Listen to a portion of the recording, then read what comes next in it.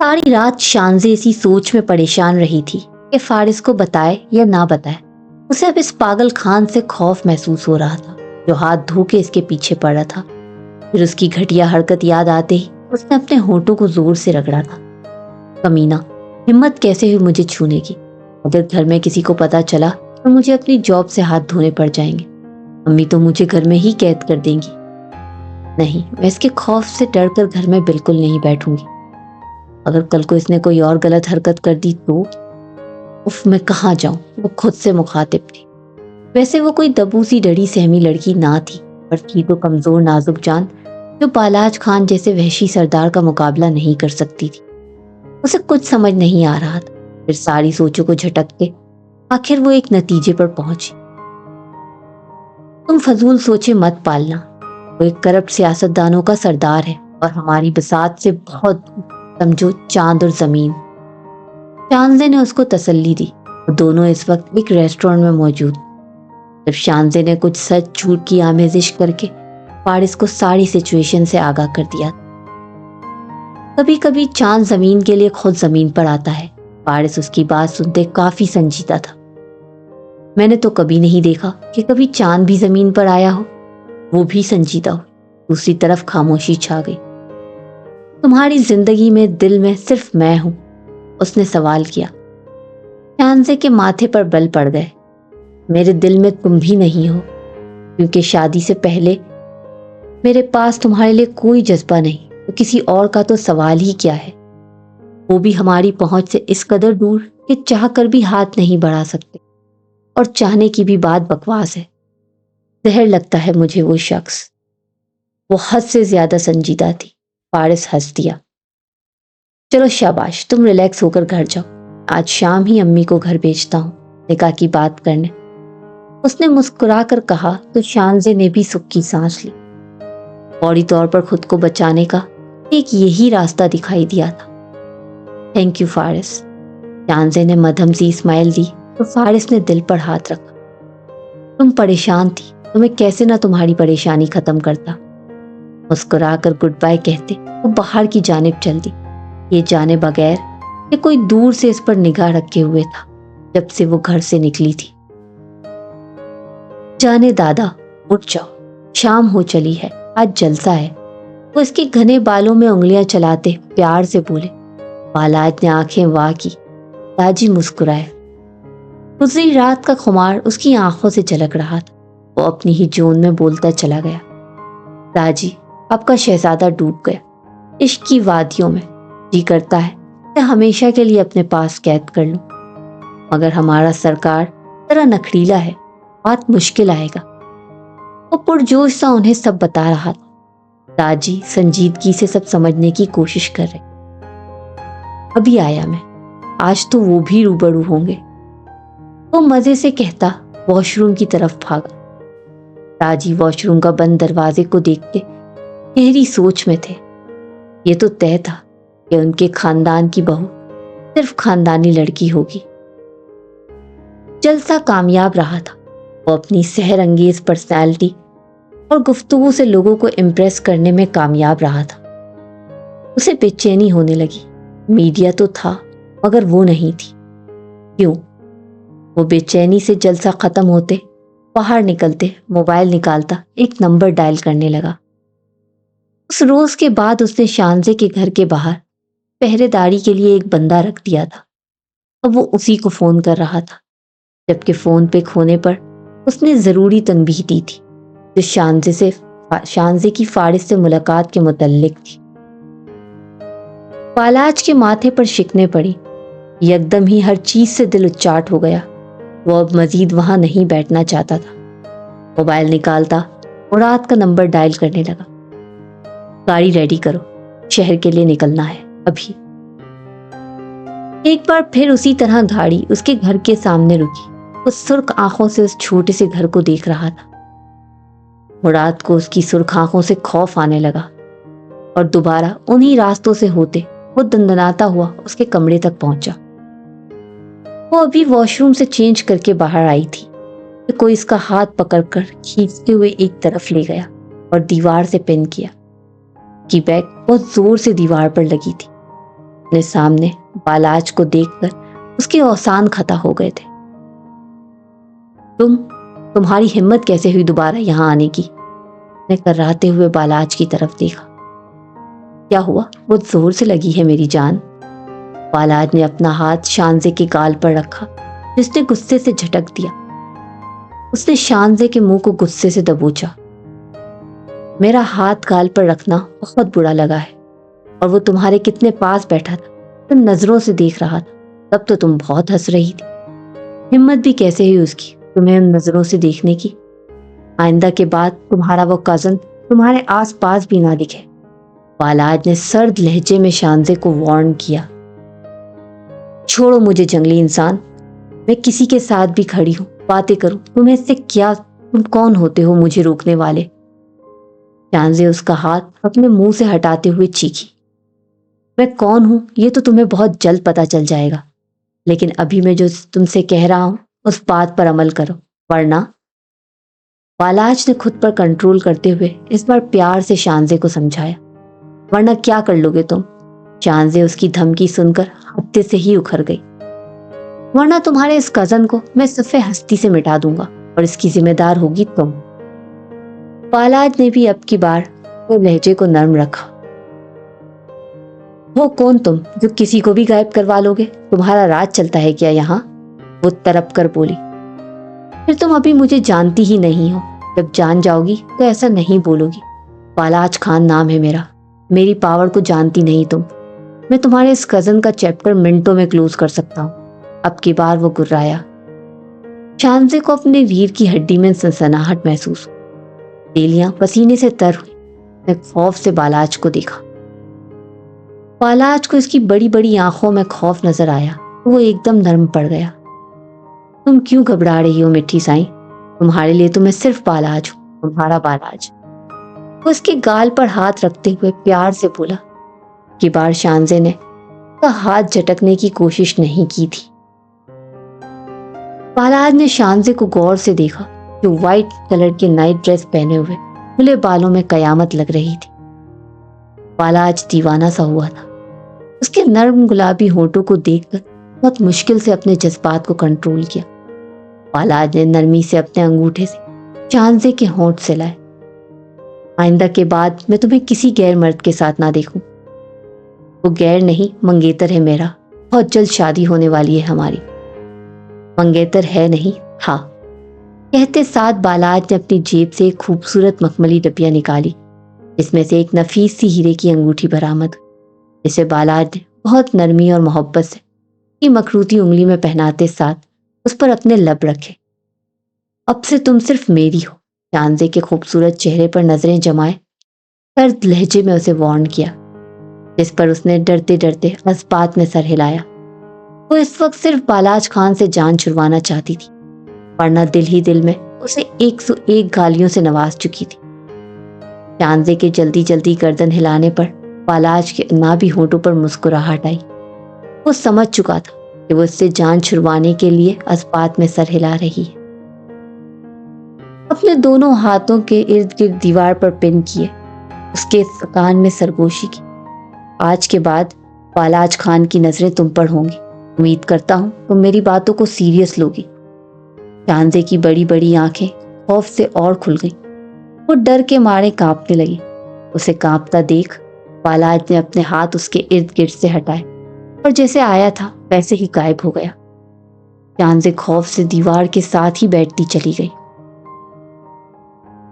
آج تقریباً 1 ہفتہ ہونے کو آیا تھا بہرام خان شہر میں ہی تھا، حویلی نہیں آیا تھا۔ اس کے جانے کے بعد زرش نے سکھ کا سانس لیا تھا۔ اف، بہرام سائیں تو میری جان ہی نکال دیتے ہیں۔ وہ ابھی ابھی نہا کر آئی تھی، لمبے گنے بالوں میں برش کر رہی تھی، بیبی پنک رنگ کا ڈریس پہنے وہ آئینے کے آگے کھڑی تھی، مسلسل بہرام خان کا سوچ رہی تھی۔ وہ یہ سوچ ہی رہی تھی کہ کوئی اس کے کمرے میں داخل ہوا۔ زرش نے اپنے لمبے گیلے بالوں میں برش کرتے ہوئے دروازے کو دیکھا۔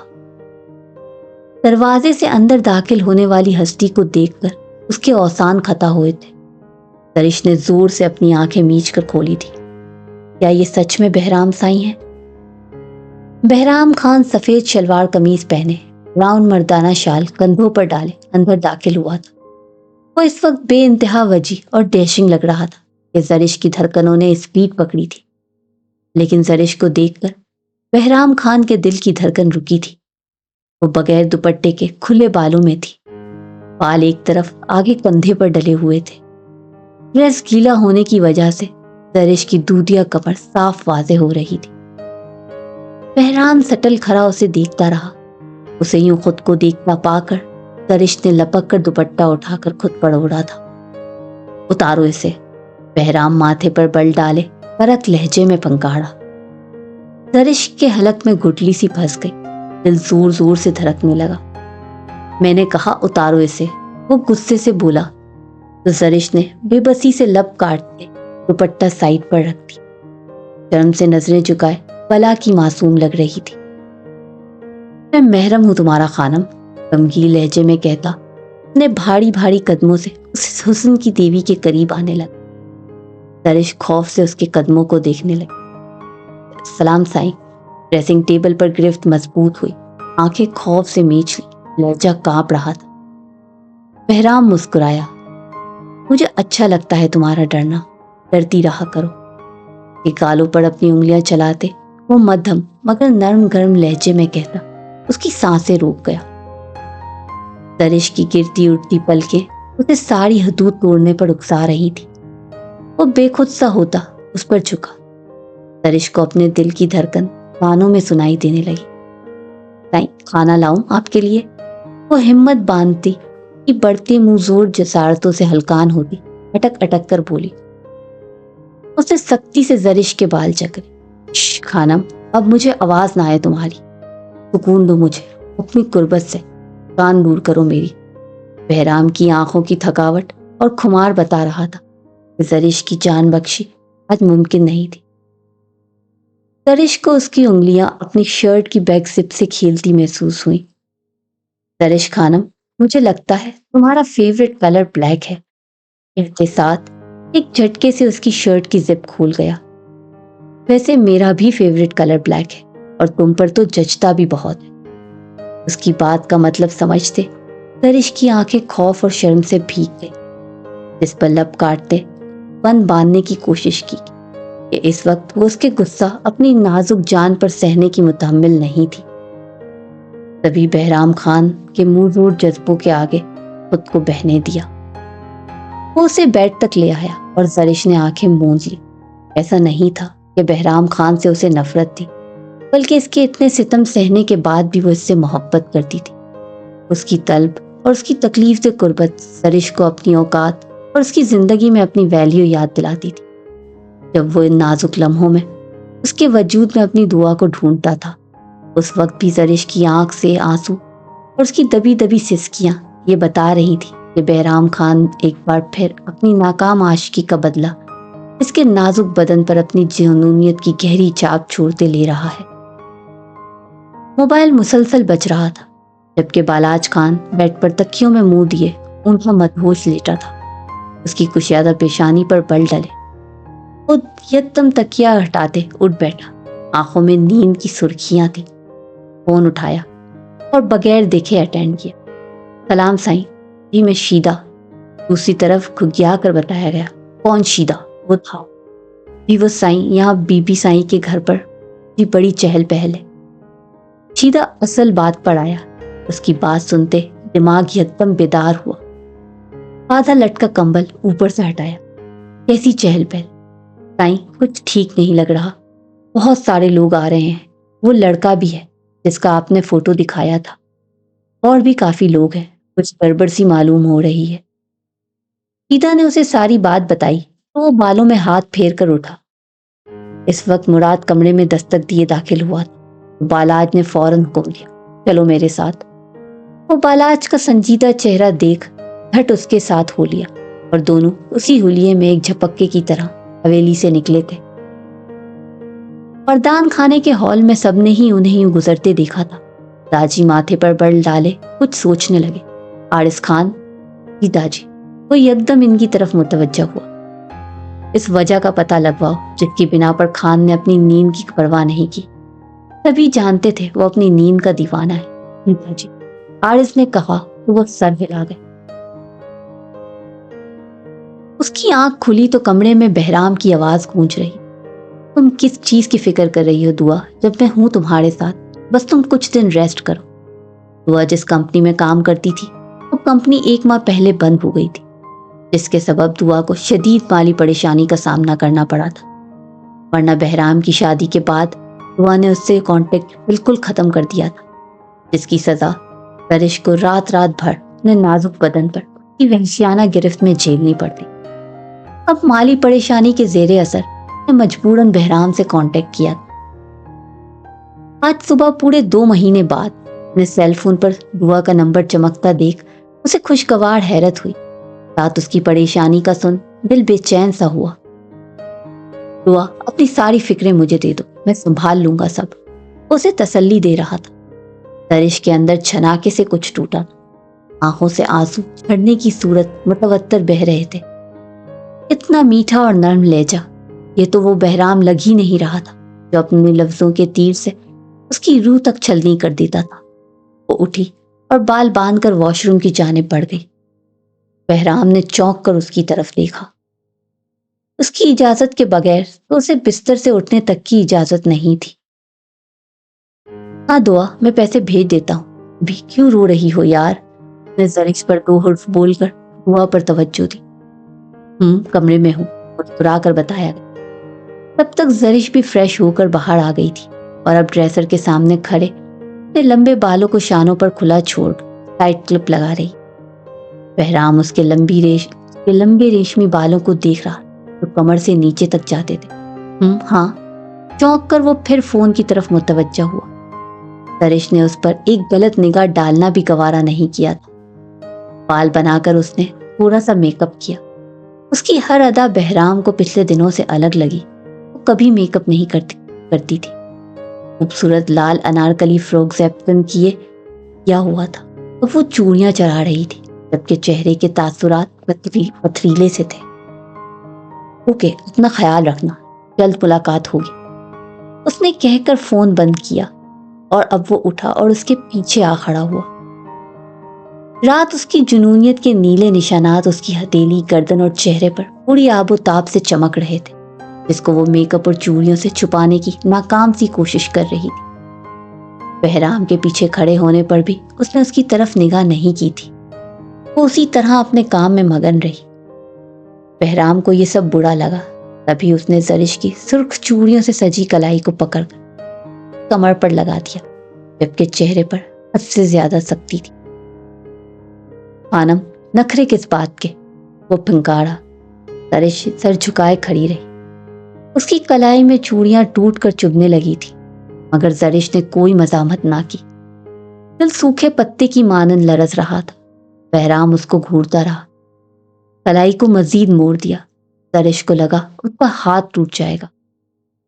बेतासुर चेहरे पर आंसुओं ने लकीर बांध ली, जबकि पलकें झुकी हुई थी। जो हो वो ही रहो, दुआ से तो हम शादी करेंगे, मगर तुम्हें छोड़ने का सवाल नहीं है। वो अपने मखसूस अड़ियल लहजे में बोलता सरिश के दिल को कई टुकड़ों में तकसीम कर गया। उसने हार मान ली दिल ही दिल में। आज के बाद ये नखरे दिखाए तो मैं पहले ही बहुत बुरा हूं, याद होगा तुम्हें। उसके जख्मी लबों को अपनी उंगली से सहलाते तो बहुत कुछ बावर करवा गया, साथ ही झटके से उसको छोड़ा। सरिश ने अपनी जख्मी कलाई को बस एक नजर देखा और दुपट्टा दुरुस्त करके वो चुपचाप बाहर की जानिब भोली। बहराम का खून खौल उठा। वो उसकी बात का जवाब नहीं दे रही थी, ना एक नजर भी उसकी तरफ देख रही। वो अपनी शामत को खुद बुला रही थी। बहराम उससे बाद में निमटने का सोच वॉशरूम में बंद हो गया। रेड दुल्हन के लिबास में वो किसी हूर से कम नहीं लग रही थी। सफेद दमकता रंग, रेड लहंगा चोली में गजब ढा रहा था। वो दुल्हन बनी अपने कमरे में बैठी थी। अभी कुछ देर में इसका निकाह था। घर में ही छोटी सी तकरीब थी। चंद मेहमान थे जो बाहर लाउंज में बैठे थे। अचानक ही उसके कमरे में एक गार्ड हथियारों से लैस दाखिल हुआ था, जिसने कमरे में दाखिल होते ही उस पर बंदूक तान ली थी। कौन हो तुम? मेरे कमरे में क्यों आए? वो हवास भागता बेड से उठी। आपको मेरे साथ चलना होगा, गार्ड मुद्दाना अंदाज में नजरें झुकाए बोला। میں تمہارے ساتھ نہیں جاؤں گی، تم یوں مجھے بندوقوں سے ڈرا نہیں سکتے۔ اور تم اندر کیسے داخل ہو؟ ماما کہاں ہے؟ ماما ماما، وہ پوری قوت سے چیخی تھی۔ بی بی سائیں، تمام مہمان اور آپ کی ماما بالکل صحیح سلامت ہیں، مگر آپ ہمارے ساتھ نہ آئیں تو کسی کے صحیح سلامت ہونے کی گارنٹی نہیں رہے گی۔ گارڈ اس کے سر پر بندوق تانے سرد لہجے میں بولا، میں نہیں جاؤں گی تمہارے ساتھ، چاہے تم مجھے جان سے مار دو۔ وہ اس بار حلق کے بل چیختے ہوئے آگے بڑھی۔ رک جائیں، اگر آپ نے ایک قدم بھی آگے بڑھایا تو آپ کے امی ابو اور بھائی کو مار ڈالا جائے گا۔ اگر آپ نے زیادہ شور کیا تو پسٹل کی گولی آپ کے بھائی کے سینے کو چیر دے گی۔ وہ یہ لفظ سنتے رکی تھی۔ کہاں ہے وہ لوگ؟ کانپتی آواز میں پوچھا۔ وہ باہر لاؤنج میں ہیں، اگر آپ کی ایک غلطی کی وجہ سے ان پر فائر کر دیا جائے گا۔ وہ یہ سن کر چہرہ دونوں ہاتھوں میں چھپا کر پھوٹ پھوٹ کر رو رہی تھی، پھر اپنے آنسو صاف کرتے ہوئے کمرے سے نکلی اور سب سے چھپ کر گارڈ کے ہمراہ خاموشی سے چلتی ہوئی کار کی طرف آئی۔ ڈرائیور نے کار کا دروازہ کھولا تو شانزیں اندر بیٹھ گئی۔ جیسے ہی ڈرائیور نے کار کا دروازہ بند کیا، وہ پھرتی سے دوسرے سائڈ کا دروازہ کھول کر باہر نکلنے لگی، مگر دروازہ لاک تھا۔ زیادہ چالاک بننے کی ضرورت نہیں ہے، خاموشی سے بیٹھی رہیں بی بی سائیں، کہتے ساتھ مراد نے شانزے کے منہ پر رومال رکھا، جس سے وہ ہوش و حواس سے بیگانہ ہو گئی۔ اس کے موبائل پر کال آنے لگی، جسے اس نے ریسیو کی۔ بی سائیں، کام ہو گیا، میں بی بی سائیں کو لے کر 15 منٹ کے اندر فلیٹ پہنچ رہا ہوں۔ فلیٹ کے بیسمنٹ میں مسلسل چکر کاٹتا ہوا بالاج خان بے چینی سے اس کا انتظار کر رہا تھا۔ ہر 2 سے 3 منٹ بعد ایک نظر کلائی پر بندھی ہوئی رسٹ واچ پر ڈالتا۔ جب کار بیسمنٹ کے اندر داخل ہوئی تو بالاج کو اپنے اندر سکون اترتا محسوس ہوا۔ مراد کار سے نکل کر بالاج کے پاس آیا تو بالاج کی نظر کار میں بے ہوش بیٹھی شانزے پر پڑی۔ فلیٹ کا لاک کھولو جا کر، بالاج بولتا ہوا کار کے پاس آیا اور بے ہوش پڑے شانزے کے وجود کو اپنے بازو میں اٹھاتا ہوا اسے لے کر اندر داخل ہو۔ جاؤ مراد سائیں، باقی کا کام مکمل کرو۔ مراد جی سرکار کہہ کر فلیٹ سے نکل گیا۔ وہ شانزے کو بیڈ روم میں لا کر بیڈ پر لٹا چکا تھا اور باہر کا دروازہ لاک کر کے دوبارہ بیڈ روم میں آیا۔ ریڈ لہنگا چولی جس پر گولڈن کلر کا کام ہوا تھا، اس پر برائیڈل میک اپ کیے وہ بے حد حسین لگ رہی تھی۔ وہ آنکھیں بند کیے بیڈ پر لیٹی ہوئی ابھی بھی بے ہوش تھی، مگر ساتھ ساتھ وہ بالاج خان کے ہوش بھی اڑا رہی تھی۔ اسے پہلی بار اتنا تیار سجا سوڑا دیکھ رہا تھا۔ دیکھا اپنی ضد کا انجام میری مٹھی سائیں، اتنے پیار سے سمجھا رہا تھا، بات سن لو میری۔ بالاج شانزے کے بے حد قریب آ گئی اور چہرہ دیکھتے ہوئے باتیں کر رہا تھا۔ اس کی نظریں کبھی اس کے ریڈ لپسٹک سے سجے ہونٹوں کا فوکس کرتی تو کبھی گردن سے نیچے بھٹک خوبصورت ابھار پر ٹھہرتی جو اس کے ڈیپ گلے سے واضح ہو رہا تھا۔ اس کا ملائم گال اس گالوں پر اپنی انگلیاں پھیرتا ہوا اس کے ہونٹوں پر جھکنے والا تھا، تب شانزے نے آنکھیں کھولی۔ لیگ شلوار قمیص پہنے، کندھوں پر مردانہ شال ڈالے، چہرے پر مخصوص مغرورانہ مسکراہٹ سجائے، بالاج کو اپنے اتنے قریب اپنے اوپر جھکا دیکھ اس کے سینے پر اپنے دونوں ہاتھ رکھ کر پوری قوت سے اس سے دھکا دیتی ہوئی ایک جھٹکے سے اٹھ کر کھڑی ہوتی تیزی سے بیڈ روم کے دروازے کی طرف بھاگی اور زور زور سے ہینڈل گھما کر دروازہ کھولنے کی کوشش کرنے لگی۔ اب یہ دروازہ تب کھلے گا جب میں چاہوں گا سرکار، بیڈ سے اٹھ کر اس کے پاس آتا ہوا بولا تو شانزے نے مڑ کر کی سرخ وحشت ٹپکاتی آنکھوں میں دیکھا۔ یہ سب تم نے کیا، تم ایسا کیسے کر سکتے ہو؟ تم اتنا گر جاؤ گے میں سوچ بھی نہیں سکتی تھی۔ وہ اس کی طرف بڑھتے غصے اور صدمے کی کیفیت میں ہزلانی انداز میں چیخی، تم نے سوچ بھی کیسے لیا؟ تم کسی اور کی ہو جاؤ گی مکھن سائیں، اور بالاج خان ایسا ہونے دے گا؟ میں اپنی چیزوں پر کبھی کسی کا سایہ برداشت نہیں کر سکتا۔ تم تو بالاج خان کی ضد ہو، جنون ہو۔ تمہاری ہمت کیسے ہوئی اس طرح کسی دوسرے کے لیے سجنے کی، کسی دوسرے کے نام کی مہندی لگانے کی؟ بالاج خان نے آگے بڑھ کر اس کی کلائی کو اپنی وحشی گرفت میں لیا تھا۔ اسے دلہن کے لباس میں یوں سجا سورا دیکھ کر وہ پاگل ہوا تھا، کیونکہ یہ میری زندگی ہے، میری مرضی ہے، میں جس سے مرضی شادی کروں، کے لیے بھی سجو سورو، تم ہوتے کون ہو مجھے روکنے والے؟ وہ اپنی کلائی کی وحشی گرفت سے چھڑواتے ہوئے چیخی، میری محبت، میرا عشق ہو تم۔ پالاج خان حلق کے بل چیخا تھا، اپنا ہاتھ آگے بڑھاتے ہوئے اس کی نت کھینچ کر اتار کر دور اچھال۔ وہ درد سے سسک کر رہ گئی تھی۔ مت رو میری جان، ابھی تمہیں بہت سے حساب دینے ہیں۔ آج رات تم پر قیامت سی گزرنے والی ہے۔ میرے نکاح میں آنے کے بعد تمہاری بے وفائی کا حساب میں تم سے پل پل لوں گا۔ پالاج خان پوری قوت سے دھاڑا تھا، میں کبھی تم سے نکاح نہیں کروں گی۔ تمہیں لگتا ہے تم زبردستی مجھ سے نکاح کر سکتے ہو تو یہ تمہاری بھول ہے۔ اس نے اپنی براؤن آنکھیں اس کی گہری سیاہ آنکھوں میں گاڑی تھی۔ تم نکاح کرو گی، وہ بھی آج اور ابھی، کیونکہ تم نے اگر ایسا نہ کیا تو اس کا خمیازہ تمہارے بھائی کو اپنی جان دے کر دینا ہوگا۔ اپنے گھر کے باہر میرے گارڈز تم دیکھ ہی چکی ہو، وہ سب میری ایک کال کے منتظر ہیں۔ پالاج کے سرد لہجے میں کہے گئے ہوئے الفاظ پر وہ ساکت ہوئی تھی۔ تم نے بہت غلط کیا، کسی اور کے نام کی مہندی لگا کر، کسی اور کے لیے خود کو سجا کر۔